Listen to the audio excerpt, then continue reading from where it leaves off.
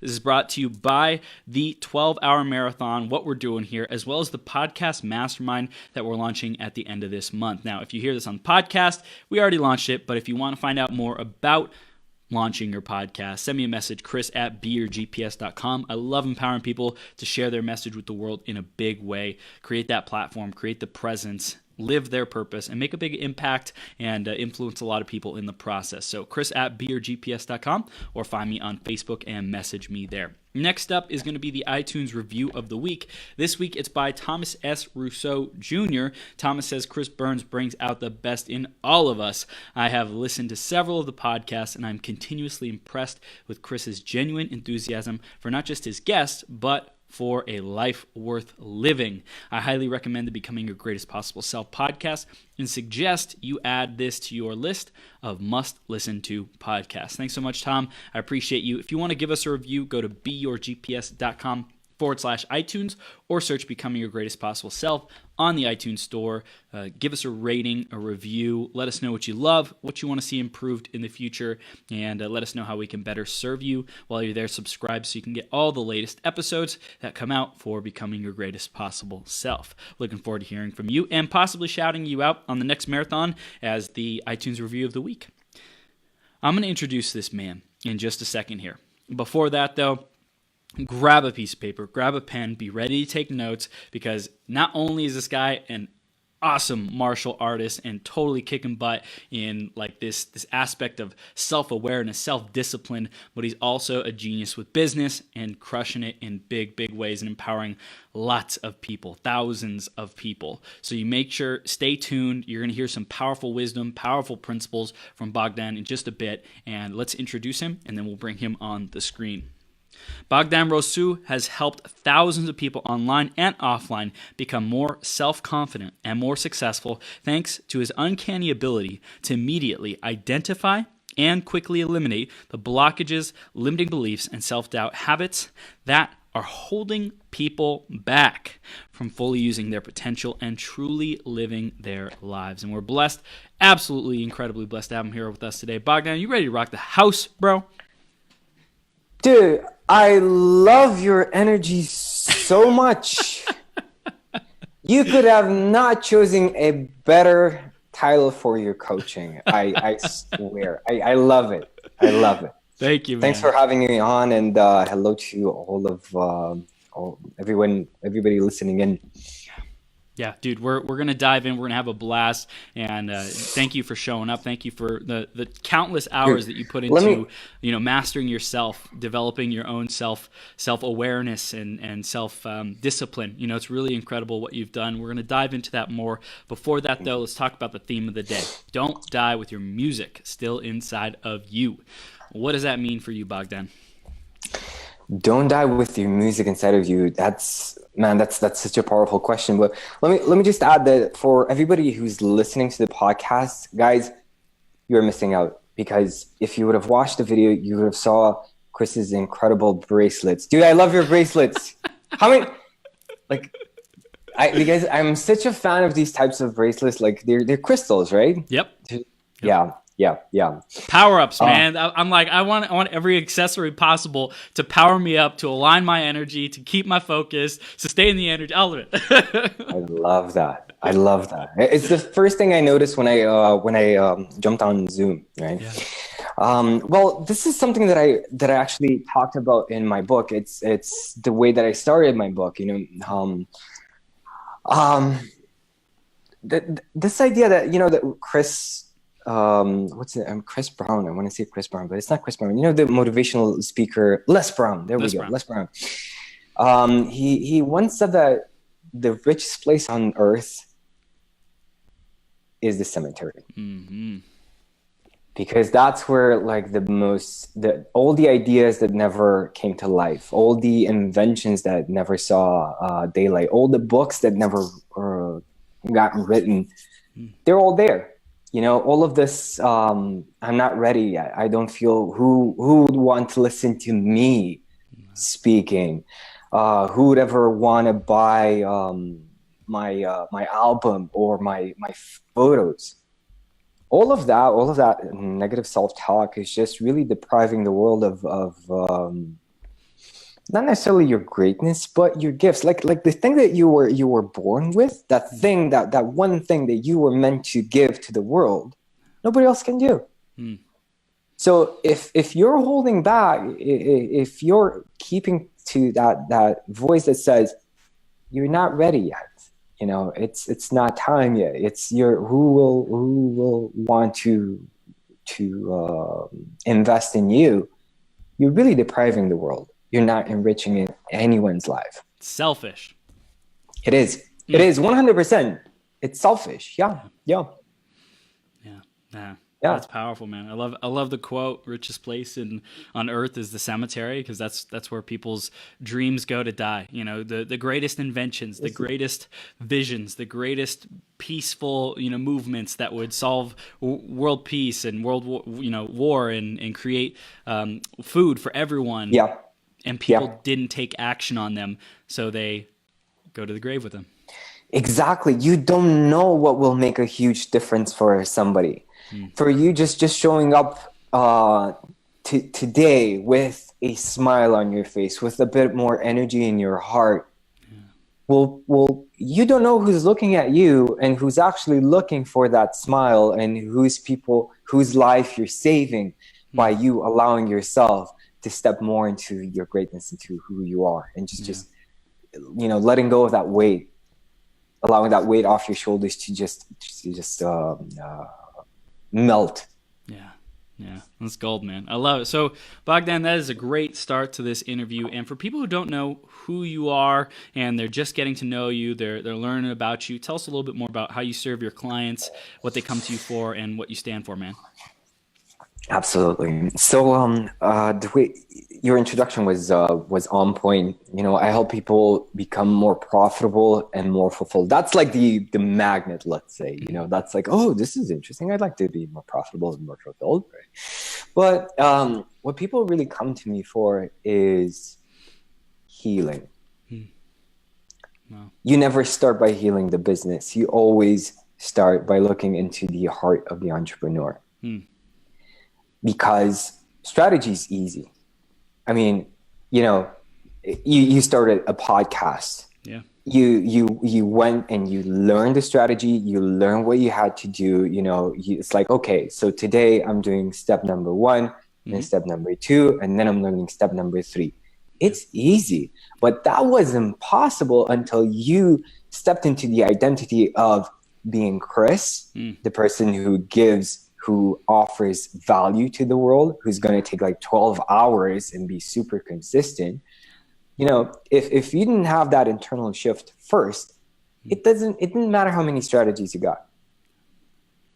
Right? So it's always about healing something that's holding you back from your past. Seeing like, what is that one thing that's still pressing your heart, that it's not allowing you to be your full self.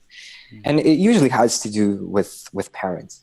It has to do with parents. It has to do with past trauma. It has to do with wanting something when you were a kid, but not being able to get it, feeling helpless, and kind of being rewarded for that helplessness. And then having that reinforced and feeling like it's very, very difficult for you to get out of that helplessness and just step into your power of, you know what, I'm going to do this. It's enough of blaming other people, enough of blaming the economy, enough of, I don't have enough resources. I am going to do this, right? Yeah. So that's really what the first step is, That's good. Yeah. And so it's like our roots, it's our psychological roots. Where do we come from? Who am I? The identity is a big part of that. And our identity stems from our parents. We either want to be like them or we want to be the complete opposite of them. Yes, exactly. And the perfect is having the balance of both. Yeah. Of seeing, objectively, if your parents traumatized you, yes. We're not going to deny the fact that they had like this huge influence, this huge negative influence on you. But let's look at the good things that you got also from that experience. Like, what did you learn? Did you learn self-sufficiency? Is that powerful? Say, yeah. What else did you learn? Did you learn to, let's say, be very, very cautious and not make so many mistakes, yeah, that's also valuable, right? So you're looking at both of them. If you don't want to be at all like your parents, check to see like which are the traits that you did get from your parents that have served you. Yep. And allow yourself to be grateful for that. And the huge, huge step is forgiving. Forgiving, first of all, yourself, because it's always like you think you're forgiving somebody, but it's always about forgiving yourself, right? I'll give you this example. Yesterday evening, I had a very, very powerful experience with my best friend since I finished high school. Last week, I realized that he disappointed me a lot, like very, very deeply when we last spoke in high school. And last week, I realized that I never allowed myself to have another best friend. I actually didn't really allow deep friendships in my life anymore. Wow. And when I realized that, I said, wait, I don't deserve to do that to myself, right? So I looked him up on Facebook, added him on Facebook, and I said, dude, please forgive me for anything that I did. He made it a mistake, right? He disappointed me, but I said, please forgive me for any mistake that I did. So I took responsibility for that action, because every time you live something, you kind of co-create that experience with somebody. Yeah. So he was shocked. Like, I have nothing to forgive you for. I made the mistake. Please forgive me. I said, dude, that's fine. I'm really happy that that I'm allowing myself to talk. And then we saw each other. It was it was exactly what I didn't know that I needed. And then after our talks, like, it would be cool to have like another group of friends to build something together. My heart opened just because I allowed myself to forgive. Wow. That's powerful, man. That's gold. I'm like thinking back, I feel that kind of the same way. I had a best friend, and I felt like I didn't treat them well. I felt like I was the person who let the others down.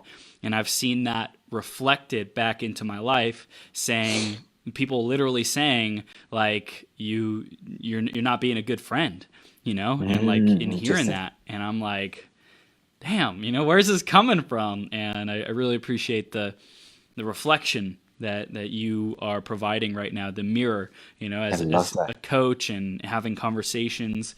Like you are an amazing mirror for the people around you. That's what I strive to be as well. It's like when I'm conscious, when I'm clear and being present with someone else, I'm able to be a powerful reflection. But when my stuff gets in the way, then I'm not as effective as a coach or a mirror. Yeah, that's totally natural. I think I feel that it's what the way that you are when you are is the way that you're supposed to be. I feel, if that makes sense. Yeah. Well, let me ask you: did you get in touch with that friend? No, I haven't. Not. It's like. Would you like? What was that? Would you like to call him after you finish this marathon? Dude, I'd love to. I'll call him. I've attempted to call him, but it didn't reach him because I think it just what if my energy wasn't right, and I think my energy of I accept the responsibility of what part I played in whatever happened, and like really owning that. I think that's been missing. If you start the conversation by just saying, dude, let me just say that I just want you to forgive me for anything that I did, consciously or unconsciously. I'm taking responsibility for it. Whatever I did, I'm sorry. Please forgive me. And you know what? Like the feeling that you get, the power that you're going to be getting after that, it's going to be incredible. I did that with the most significant people in my life. I did that with my parents. I did that with ex-girlfriends. The ones that left a mark. Yeah. And it is so liberating for both of us. Yeah. Because that person is actually looking to close the circle as well, not just you. Right? Yeah. And closing the circle doesn't necessarily mean ending the friendship relationship. Just it means ending that cycle of pain, and just starting over.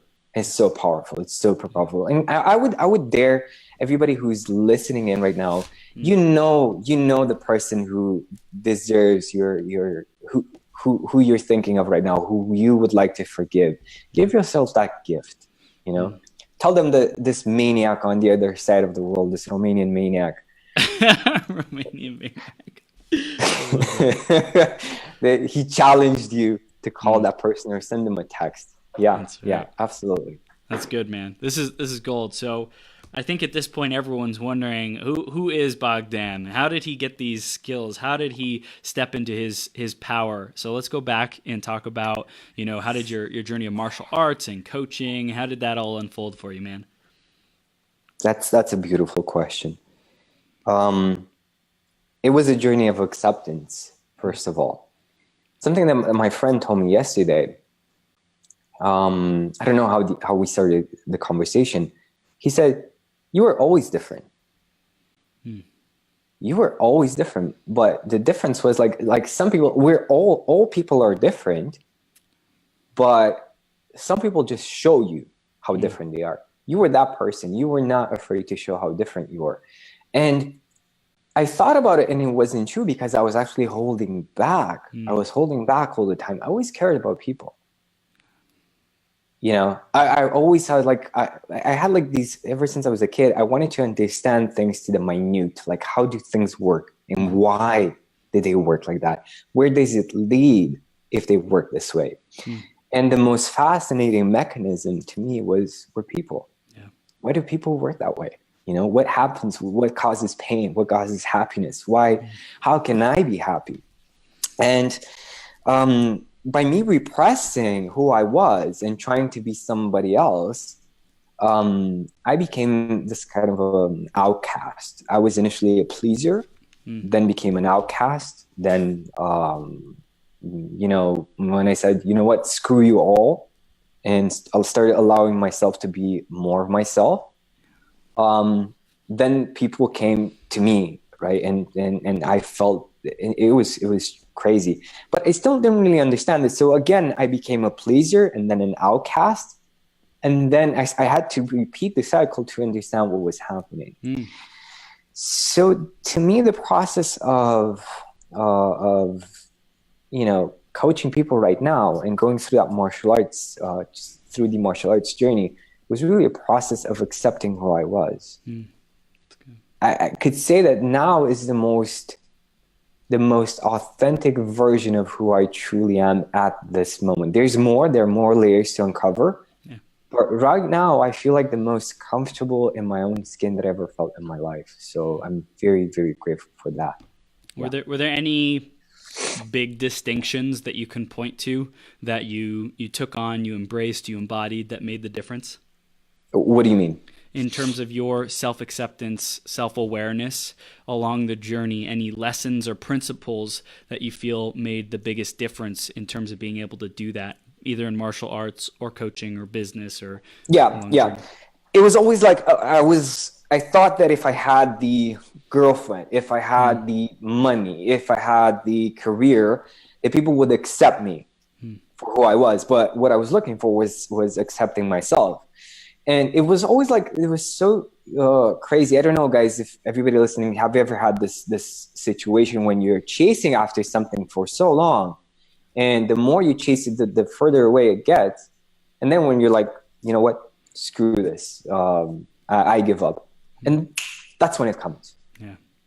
Yeah. Those were the cues. And I was asking myself, why does it happen like that?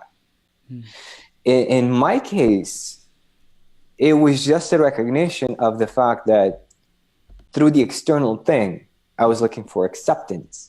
But when I was willing to give up the external thing and recognize the acceptance within and just give myself what I wanted, that's when the external thing comes. Because we're all chasing for love and acceptance.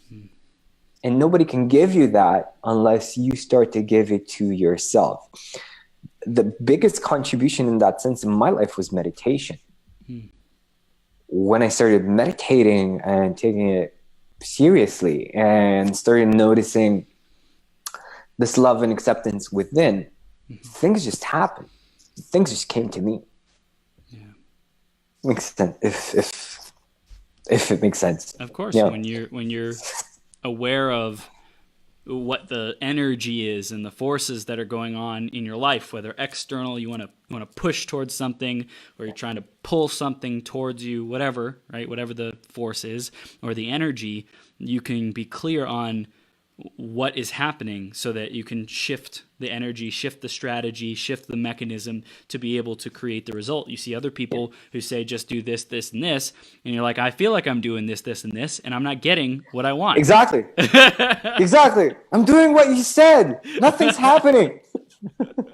So being aware of that, and then you can be aware of the smallest things, which, it's like the minute details, but the minute details can have a really big impact on the 100% effectiveness or down to 0% effectiveness.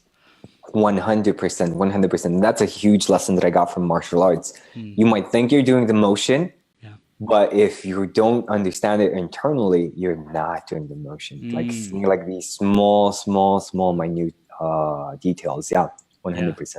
Yeah, it's like, for me, I know very little about martial arts, but I do know that, like, I think I saw one of your videos, and it's not so much about the punch, like, I'm just going to connect my muscles and connect the bones and hit something, but it's a chain, like linking the chain from the ground all the way up to make the punch, yeah, exactly.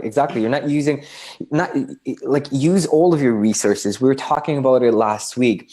Let's say that each and every cell in your body is an intelligence, which it is, right? What if our bodies could borrow intelligence from all of these cells? What if all of the cells in your body were like microprocessors, right? So what happens if I focus in my head, which most of us are, right? Like if you look at people walking on the street, you notice that their head is slightly tilted forward, especially if you're in your smartphone, right? Yeah. So what that means is that you're being led by your head. What that does, it's kind of limiting your whole processing power. Wow.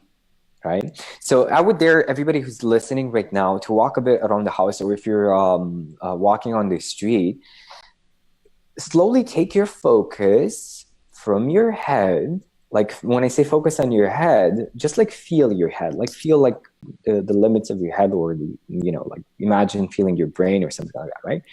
And slowly take your focus through your head, through your neck, through your chest, through your belly, and right below your belly button in your center, right? Just focus right there in your center and notice what's happening to your state. Notice what's happening with your body. Notice what's happening with your presence. Are you stressed? Are you thinking about what you did? Are you thinking about what you're going to do? Do you feel worried? Now you're using all of your resources. You're using your whole body, all of that intelligence in your body. And that's only part of it, because we also have, just like your previous guest was saying, you have intuitive intelligence.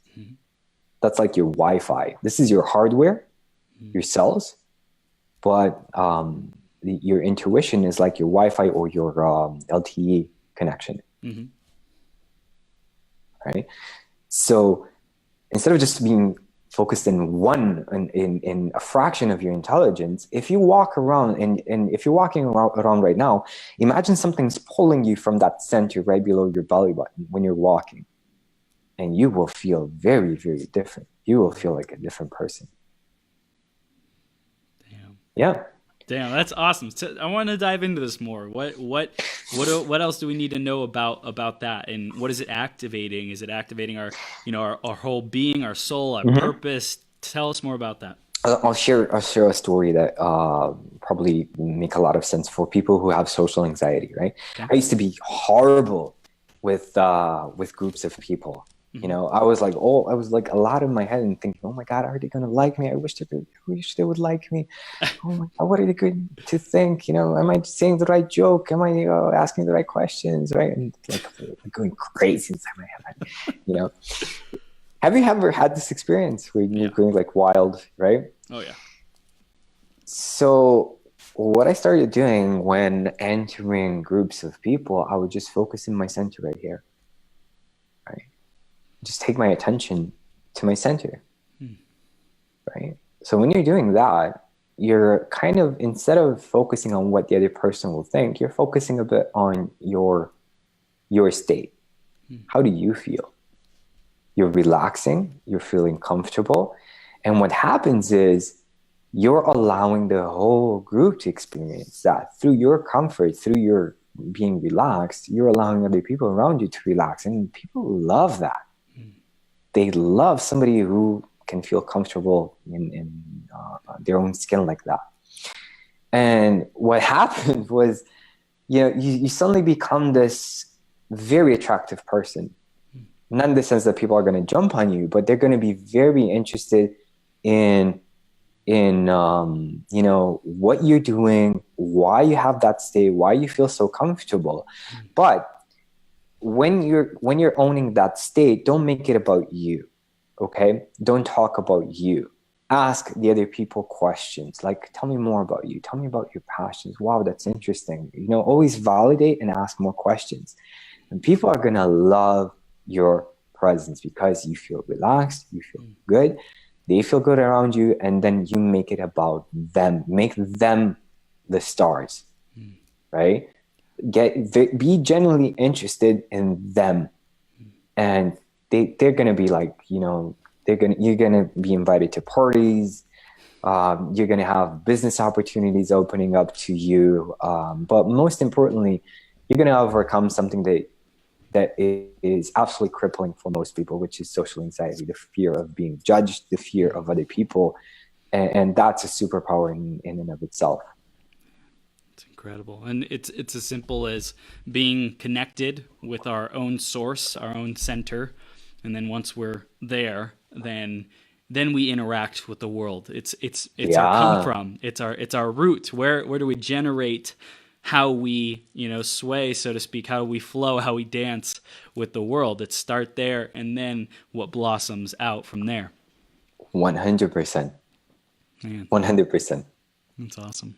So cool. So how does this support people in becoming more profitable? Because this is, you know, this is confidence. This is, it could even be, I would say, linked to the fulfillment, right? Being fulfilled because you're just able to be, instead of the future thinking of worry and fear, or the past of shame and regret. You're able to just be more present. So I can see a link to that. But tell us more about the profitability.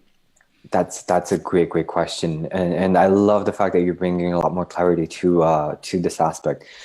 The number one reason why you're not more profitable is because of these of this baggage. Because you feel that you're not worthy of having that type of profit in your life. If there's somebody in your industry who is crushing it, who is making more profit than you, then it means that it is possible for you too, right? They're not some, you know, scientist. I had this English teacher, and she was my favorite teacher, like in high school, right? She was my absolute favorite teacher. Like, I have never met a woman with more strength and more attitude than that woman. And she was like, and I was worrying like whether I would pass my English exams or not. And she's like, what do you think? Other people, what do you think, that those other kids are some kind of scientists? Stop worrying. Oh my God. Yeah, so it's the same. Like, what do you think? Your competition? They're like scientists, just like you. You know, they're people like you, but their self-worth is different. Yeah. Their self-esteem is different. They look themselves in the mirror and they say, you deserve money. You deserve to make a lot of money, right? Whether they say you deserve money, you deserve to make a lot of money and be happy, that's a different story, right? That's a different life, right? Like two words I'm sorry, 3 words that make a huge difference, right? So some people think that one excludes the other. Like you either want to be happy or you either deserve to make money. Why not have both? What's wrong? Like if somebody's happy and they're making money, right? Of course you're going to have people who are greedy. Of course you're going to have people who are miserable. So what? Look at the ones that they have everything. Have the happiness and not just have it, because it's not something that you just get. Somebody mails it to you. It's something that you choose regularly, right? Generated. Like, absolutely, right? Do you think that it was hard for me to get in touch with these people and say, please forgive me? Yeah. Right? It's going to be difficult. It's going to be hard.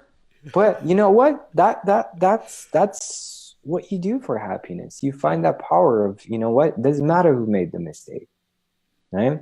So once you clear out all the garbage, you kind of start opening up your eyes to, okay, wait. So if I stop wasting my time with this activity that is not really bringing me more profit, right? Okay. So if I stop doing that and I switch it with something else, like simple example, right? Let's say that I was talking, I think it was last year, somebody who had like she was trying to build up her she was a dentist, right? She was trying to build up her business, but her team was horrible. Her team was horrible. Her team did not respect her. They were not performing. Why do you think that she was holding on to that team for so long? Because she was afraid of what would happen if she let it go or asked for something more or felt unworthy. Yeah, exactly. Because she was getting exactly what she felt she deserved. Right? So when you start to feel that you deserve more, you say, you know what? I'm gonna have a chat with Sue. And I'm going to be so loving. I'm going to be so awesome. And I'm going to come from this place of abundance and joy and love. I'm going to say, Sue, you know what? I realized that in these 2 years that we've been working together, I realized that your gifts are very, very different than the ones that we actually need right here in the business. Not a right fit, but you know what? Now that I know you so well, that I know what your gifts are, I'm very willing to sit down and really, really identify and put them pen to paper so that we help you, not just me, like the whole team. We're all going to help you to find that one job, that one career that makes you happy and fulfilled, right? So what you're doing, you're immediately identifying what the job role does not support, right? What you don't want in the job role. You're giving Sue clarity, and then you're suddenly being a lot more clear on what you need that team member to do in your business. And you find that team member who performs and brings you more money. Simple, right? Yeah. Same with habits. You sit down with your YouTube watching habit, and you say, YouTube watching habit, thank you so much. I've learned so much from you. You're so amazing at keeping, scrolling through YouTube and helping me learn all of this stuff. And you've really served me very powerfully.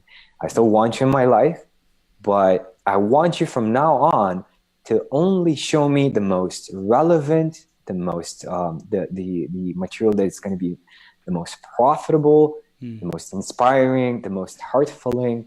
And I just want you to connect me with that, and maybe for a maximum of 30 minutes or an hour a day, and that's it. I want us to keep, but I want us to be quality. Is that okay, YouTube watching habit? And YouTube watching habit is good.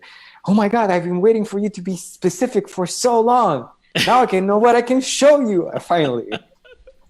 I love it, man. That's so then good. Boom, you're making more profit. What do you think about the habit of avoiding picking up the phone? Because I know we have a ton of salespeople, consultants, coaches out there who are afraid of those conversations. How can we shift that? Like picking up the phone to make a sales call, or just like answering somebody's calls? Picking up to make the sales call. to make a sales call? Well, the reason why you're having, and that's a great question, right?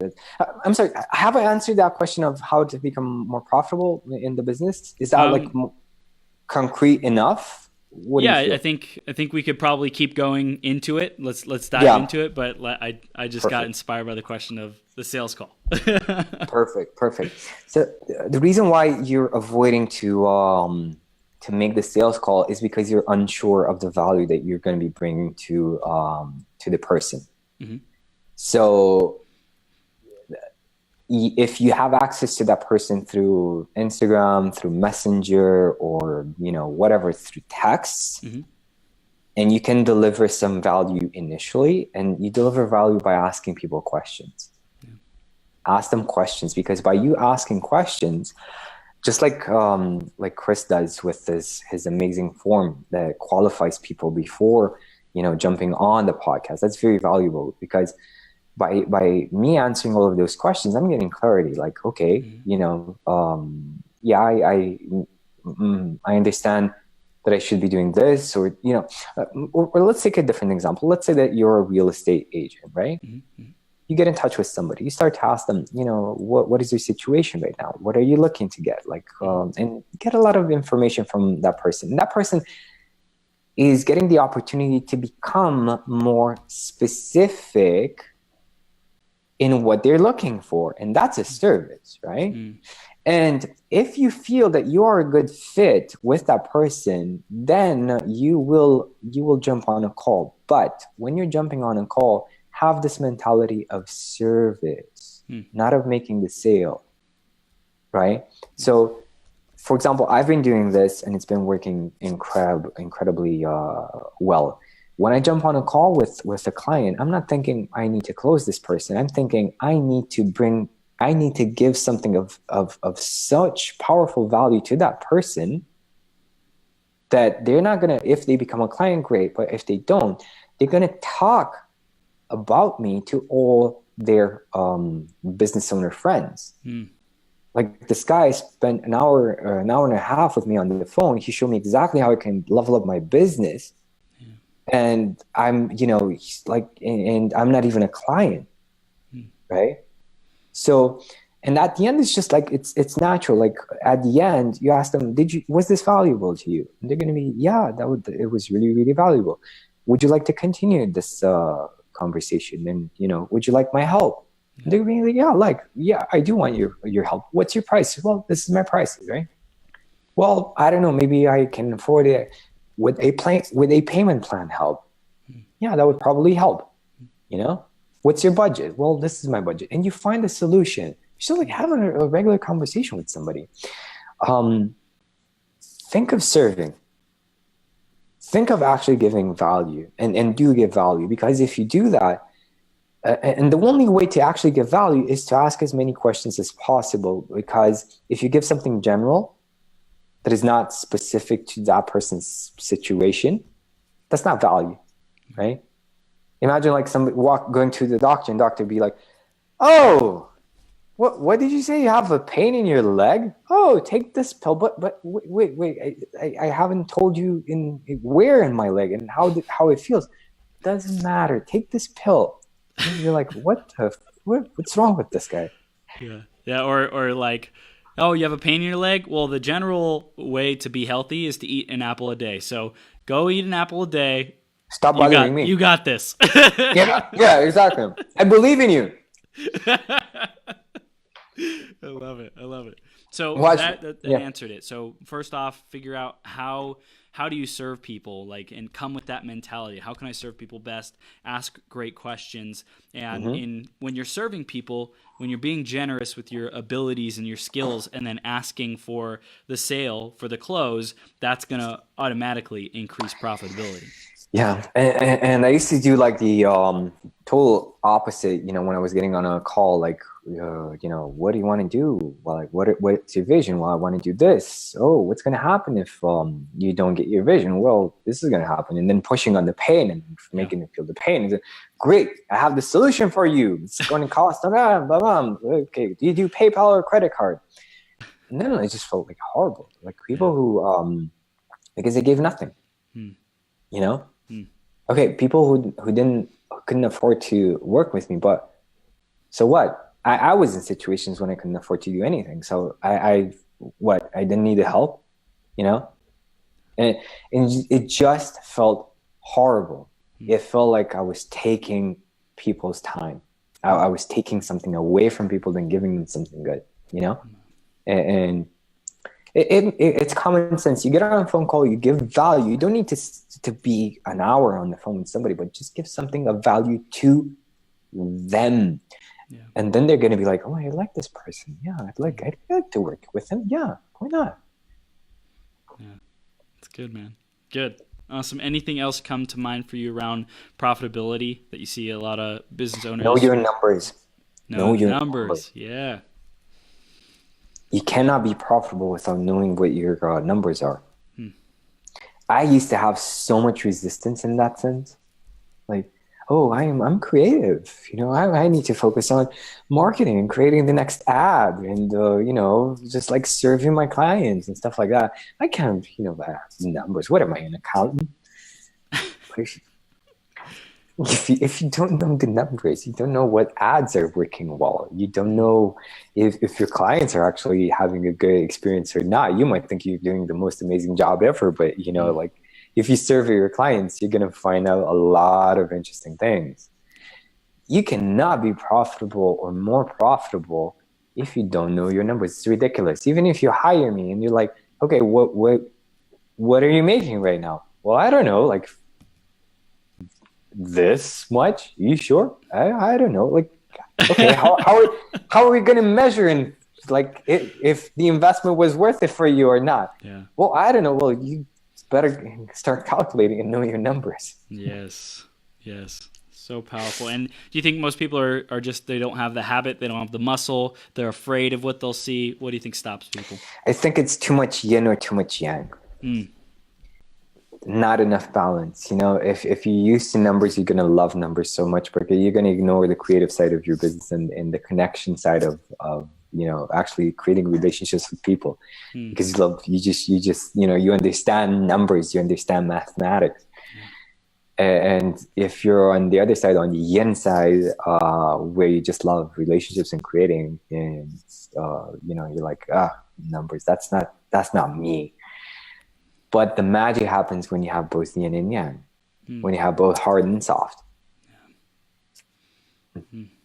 So it's like they're afraid that they won't be their true selves if they start 100%. focusing on a different aspect. 100%. Yeah. That's like you knock it, you know, you hit it right on the head. Yeah. I love it, man. So this is gold. Anything else around profitability that comes up to your mind? Man, it's like we can talk strategies for weeks, you know, like understanding what your business should look like. Do you have departments in your business? You know, do you have people taking care of your people? Do you have people taking care of your clients? Do you have like, you know, we can talk strategy as much as we want. It's really, really, you know, it's simple. Once you overcome this resistance of exactly what you said of this is not me, right? You start to look at a diagram of your business and you see, okay, this is my marketing department, this is my sales department, this is my product delivery or experience delivery department, this is my legal and finance, and this is my team development department. Beautiful, right? Which one needs work? Let's see. Which one's losing money? Which one's making money? Right? So it's so simple. If you can use Facebook, if you can use YouTube, if you're listening to this right now, you can learn all the business strategy that you ever need. It's not hard. It's not rocket science, right? But it's just about understanding that you can and allowing yourself to step into that space as well. And get more yin if you need it. Get more yang if you need it. And look at your weaknesses. Look at what you are. What are you really resisting right now in your life? And when you stop resisting that one thing, it's going to make the biggest impact in terms of profitability. It's never about the business idea. The limit is not it's not so much about the market. If somebody is being successful in your niche and in your market, it's really, really, really about the entrepreneur. You start with the entrepreneur, and of course, like, we can talk having a vision and so on and so forth, but it still has to do with your mindset as an entrepreneur. Yeah, yeah, And your beautiful. why. And I wanna dive into that aspect of the worthiness, and really Oh. really feeling like more than enough. Mhm. What other recommendations would you share to get to the core of that, to shift those beliefs? I would take this idea of getting in touch with everybody who you feel that you would have a very, very, very, very hard time forgiving. Hmm. Getting in touch with those people and decided that you're gonna forgive them, not for them, but for you. Because when you do that, you take all of that misery out of your system, Hmm. and you're like, the reason why you feel unworthy is because you have this dialogue inside of you. Like, how could you, example, like if you make a mistake with the next, let's say, right? You still have that inside of your DNA, your cells, that's saying, you did make a mistake. You're not owning your life. You're Hmm. blaming other people, Yeah. right? So when you do that, you say, okay, I'm doing something of love for me because I do feel worthy. And it's just by giving yourself a bit more self-love. It's an act of self-love. I think I'm losing my train of thought a bit because I wanted to go in one direction, and I kind of lost it with the X. What other X do I need to forgive? I love it, man. I love it. So it's the conversations to release forgiveness. I think that's the biggest thing, or to experience forgiveness, especially forgiving ourselves. That's the biggest Yeah. thing that's holding people Oh, back, that yes. they just don't know Yes. about.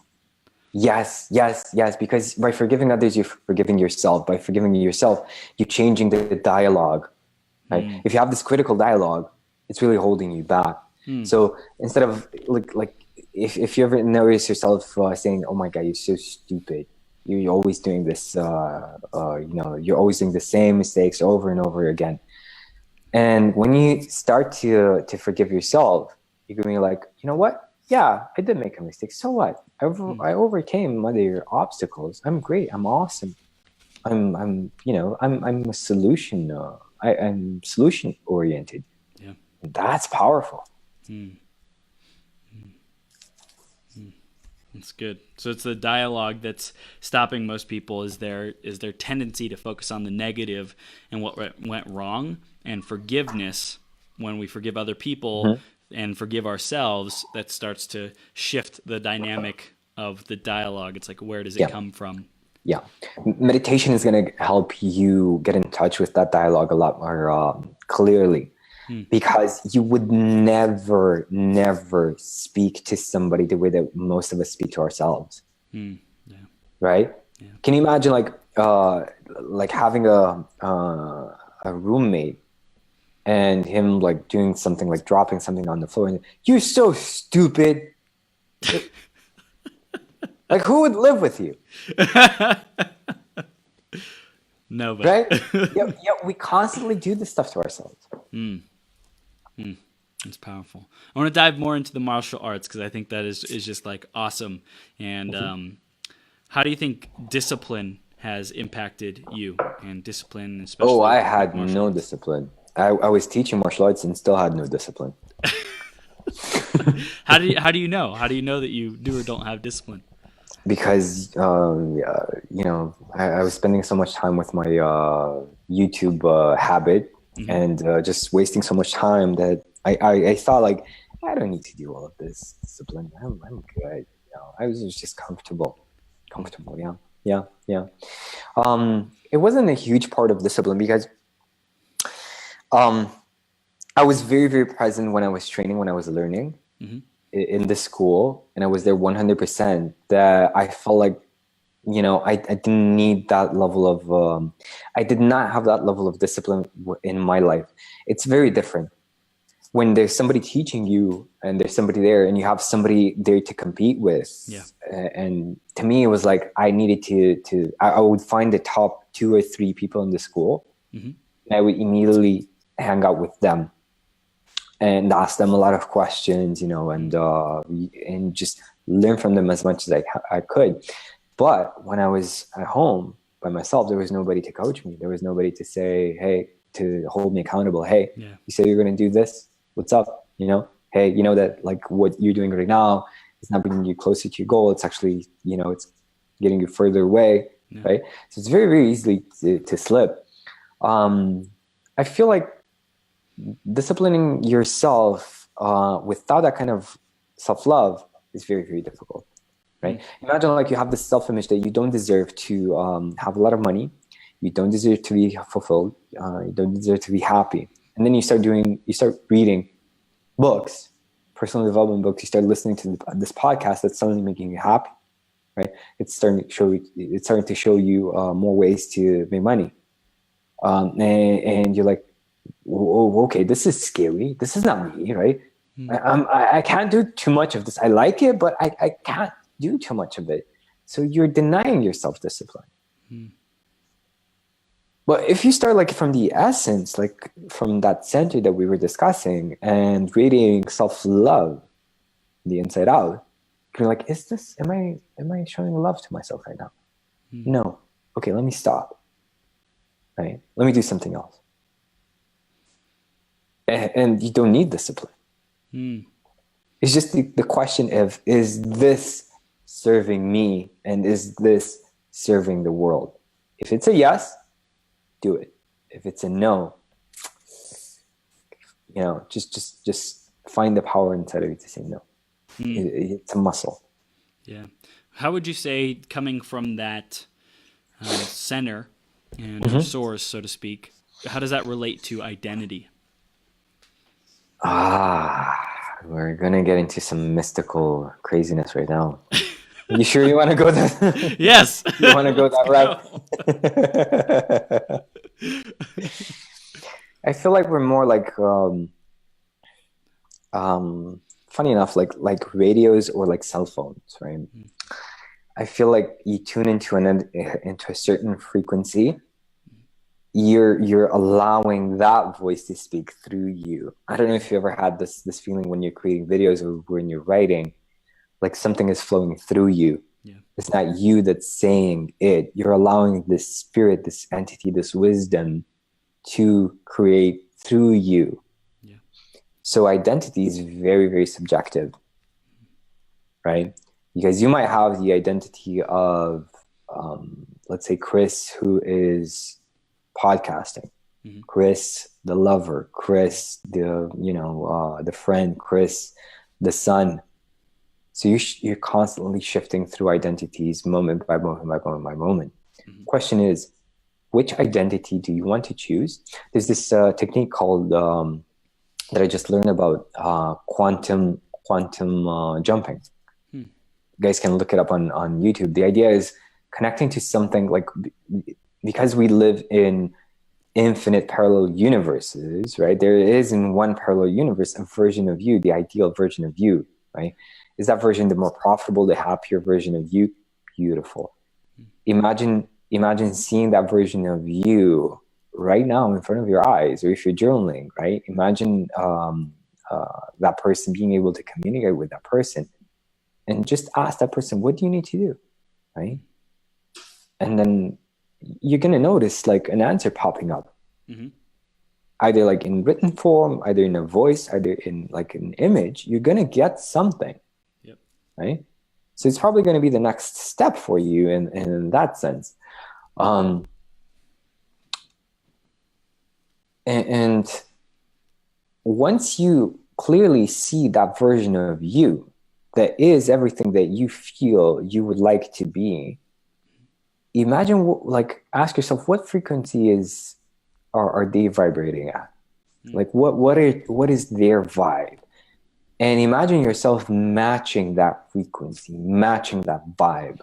stepping into that space, right? We're all vibrating all the time. We are transmitters and receivers of vibration, of information, of identity. And we're allowing ourselves to forget this power. We're allowing ourselves to forget our identities, just to remember what it is not to have it. That's why sometimes you feel so powerful, you feel so on the ball, and then the other day you're like, yeah. But the trick is, like, when you realize that you're instead of being there the whole day, say, okay, cool, so this is what I wanted. I wanted to feel the contrast between not being powerful and not being in flow. Great, I have it, I acknowledge it, now I can move on. And then boom, you're off to races. Yeah. It's gold. This is gold, dude. I love it. And I also think the identity that can be interchanged with being, right? A lot of people might say, who are you being? It's the identity. It's like a beingness. It's a quality. It's a characteristic that you can just be and embrace and embody, and like put on like an outfit and say, who am I being? How am I showing up? How would this quantum version of me in a parallel universe who I can design and create show up? How would they think? How would they respond? How would they show up today? I think that's super powerful, man. So I want to get the final takeaways, the final piece of wisdom you want to give to our audience, because this has been a blast, man. Tons of insight, tons of wisdom, especially with the worthiness and stepping into our greatest possible selves. What do you really want to leave the audience with? Stop listening to us. Please stop listening to us. Start listening to your heart. Start looking within. And when you look within, everything that you will get from the outside will make so much more sense. It's going to be so easy for you to apply all of this craziness. Like when you find something gold, just like Chris says, it's going to be so easy for you to match that and say, yeah, you know what? I think I'm going to give that a try. Maybe it's going to be beneficial for me, but it doesn't matter if it's going to help you or not, because you've already found everything that you were looking for. Then, yeah, you're powerful. You're so much more powerful than you can imagine right now. Yeah. This is gold, dude. Love it. I say gold a lot. I love it. There's definitely. That's a good word. That's a great word. Right? You're sharing gold with yourself and with everyone you're listening in. You're just tuning, you're our, what's it called? Reticular activating system is just tuning into gold right now. You're making everybody's lives. I love it. I need to get a gold bar and be like, gold. Gold. This is gold. I love it, man. So Bogdan, how do people stay connected with you, man? What are their next steps to continue the journey? Everybody can, if you are interested in connecting, you can find me on Facebook. I'm very active there, Instagram, and I started this new YouTube channel because I was doing the mindset and the martial arts in one channel, and it was just confusing people. So you know what? I'm just going to do the martial arts on one YouTube channel and then create another YouTube channel just for mindset. Awesome. And they can find a few more resources and some guided meditations, some 5-element guided meditations on the YouTube channel. That's powerful and that's unique. Like the 5 elements, the water, wood, fire, earth, and metal. That's going to, for the people who want to search for that, it's going to give you some very, very powerful and surprising results. So definitely check that one out. Awesome. And how do they find the channel? It's called Mindset Mastery, but I think I'll send you a link or something like that. Mindset Mastery with Bogdan Rosu. Awesome. Dude, well, thank you so much for being here, bro. I love what you're doing. I love the wisdom. I love how you are just so present to the infinite potential within all of us. And you're just sharing that. You're activating that being and that presence and that identity so that it rubs off on other people and they step into their greatness. It's awesome, man.